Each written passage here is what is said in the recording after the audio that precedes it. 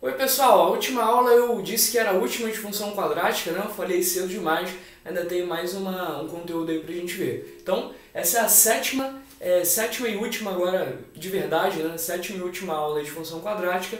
Nessa aula a gente vai ver como é que a gente faz para descobrir os sinais dos coeficientes, né? Olhando simplesmente para o gráfico. Então a gente já sabe, né, só de olhar para o gráfico, quem é o sinal de A, por exemplo, é só analisar a concavidade, né? Quem é o sinal de C, é só ver se o ponto que o gráfico corta é o eixo vertical, se ele é positivo ou ele é negativo, né?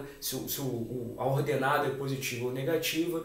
Mas a gente ainda não viu aí um método legal para descobrir, por exemplo, o sinal de B, tá bom? E aí a gente vai usar essa ideia, certinho? Você vai simplesmente olhar aí para a abscissa do vértice, para o x do vértice.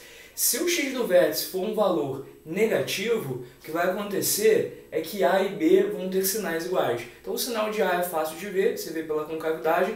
O sinal também da abscissa do vértice é fácil de ver, tá? Você sabendo o sinal desses dois, você descobre o sinal do B, tá bom? X do vértice negativo, A e B têm sinais iguais, e x do vértice positivo, A e B têm sinais opostos. É fácil a gente verificar que isso é verdade, né? Olhando aqui para a formulazinha do x do vértice. Então, dá uma olhada, né? Se a gente tiver A e B com sinais iguais, ambos positivos ou ambos negativos, esse resultado vai dar positivo, né? E com esse menos aqui da fórmula vai dar negativo, tá bom? Então, se eu tenho A e B com o mesmo sinal, o x do vértice é negativo. A e B com sinais iguais, x do vértice negativo.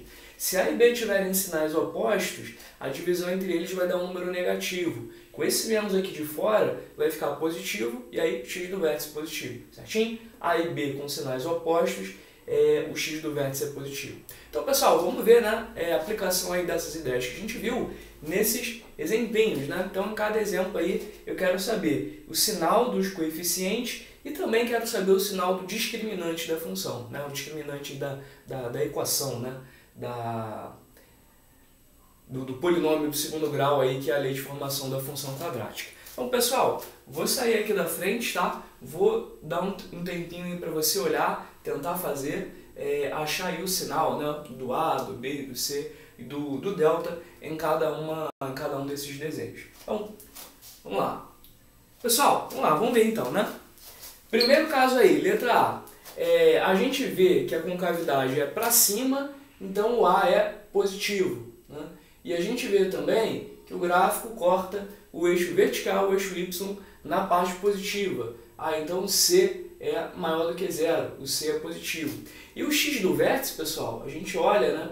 O x do vértice aqui, ó, é um valor positivo, ele está na parte positiva aí do eixo x. Então, se o x do vértice ele é positivo, significa que o A e o B têm sinais contrários, certinho? É o que está dizendo aqui, né? A e B têm sinais opostos quando o x do vértice é positivo.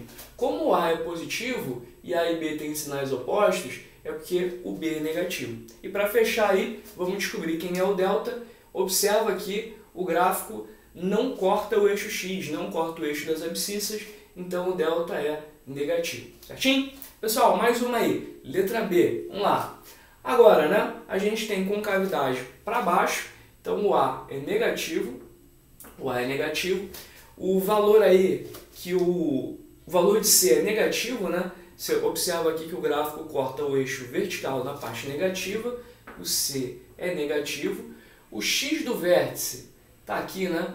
O x do vértice é negativo, a abscissa do vértice é negativa, isso quer dizer que o A e o B têm sinais iguais, né? X do vértice negativo, A e B com sinais iguais. Então, se o A é negativo, o C também, aliás, o B, né, também vai ser negativo. O A e o B têm sinais iguais. Para fechar aí, para finalizar, a gente tem que olhar para o delta. O delta, e aí, o delta é positivo ou negativo? Né? Só a gente contar aqui o número de raízes, o número de interseções com o eixo x. Como a gente tem duas raízes, isso quer dizer que o delta é positivo. Certinho? E aí, mais uma? Mais uma? Letra C. Quem é o valor do A aí? Quem é o sinal do A? Né? O A é positivo ou é negativo? Né? Concavidade para cima, o A é positivo, né? O A é maior do que zero. Pessoal, e o C? Né? Vamos lá. O C, a gente olha aqui para esse ponto, né, na parte negativa, que é onde o gráfico corta o eixo vertical. Então, C é menor do que zero, o C é negativo. Pessoal, o B aí, vamos descobrir, né? Observa que o vértice está mais ou menos aqui por aqui e o x do vértice é negativo, né? O x do vértice é negativo. Quando o x do vértice é negativo, o A e o B, eles têm sinais iguais, tá? Então a gente viu que o A é positivo, o B também vai ser positivo. E o delta aí é maior do que zero, né? A gente conta aqui duas raízes, duas interseções com o eixo x, o A é maior do que zero. Bom, mais uma aí, letra D. Vamos lá. O A agora é negativo, né? Concavidade aí para baixo, A é negativo. O C, negativo. O B, positivo ou negativo? Vamos lá. Observa que o x do vértice, agora a gente quer uma situação diferente, né? O x do vértice cadê? O x do vértice é negativo, né? Cadê? O x do vértice é negativo. A gente vai olhar para essa ideia, né? O A e o B, eles têm, cadê? Eles têm sinais iguais, né? Nesse caso. Então o B aqui é negativo, certinho? O A é negativo e o, cadê? O A é negativo e o B é negativo, eles têm o mesmo sinal. Pessoal, a situação diferente aí que eu ia falar, né, é porque agora a gente tem o gráfico tangenciando o eixo x. Tá? Se ele está tangenciando o eixo x, é porque existe uma raiz dupla aí e o delta é igual a zero, tá bom? Delta zerou aí nesse caso do item D. Bom, dá uma olhadinha em mais uma. Vamos lá. A gente vai olhar agora a letra E. Na letra E a gente tem o A positivo, A é maior do que zero, né? O C é maior ou igual a zero. E aí? Nem uma coisa nem outra, né? Olha só, o C ele é exatamente igual a zero, né? Você repara que o gráfico corta aí o eixo vertical, o eixo das ordenadas, na origem do ponto zero, né? Ponto 0, 0. Então o C zerou, né? Primeira vez que isso acontece aí nos nossos exemplos. O C é igual a zero e o B, pessoal, vamos lá, vamos descobrir esse B. Olha só, x do vértice aqui, ó, é um valor positivo. Quando o x do vértice é positivo, A e B têm sinais opostos, né? A e B têm sinais opostos. O A é negativo, o B é, aliás, o A é positivo, o B é negativo.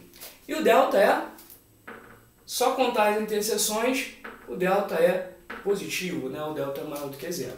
E último exemplo aí, letra F, o A é positivo, nesse caso, né? A é maior do que zero. O C, pessoal, o C deu de novo zero, né? O C deu zero. O B, vamos lá. Repara que o x do vértice ele é zero, né? Ele não é nem positivo nem negativo. E agora, como é que a gente vai responder, né? Bom, se o x do vértice deu zero, tá? Se o x do vértice deu zero, significa o seguinte, significa que essa expressão aqui vai zerar. O único jeito dessa expressão zerar é com B sendo igual a zero, tá bom? Então a gente tem aí esse caso, né? Quando o x do vértice ele é igual a zero, quando a abscissa do vértice é zero, como nesse caso, o B vai ter que zerar, né? O B vai ter que ser igual a zero. Então a gente tem nesse caso C igual a zero e B igual a zero, tá bom? E o delta como é que fica, né? O delta também vai ser zero, né? O delta aí também zerou, né? A gente tem uma raiz dupla aqui, o gráfico tangencia o eixo x. Certinho, pessoal? Então essa foi aí nossa, agora sim, última aula de função quadrática, né? A gente viu aí essa análise de sinais, né, olhando para o gráfico. Valeu, pessoal. Tchau, tchau.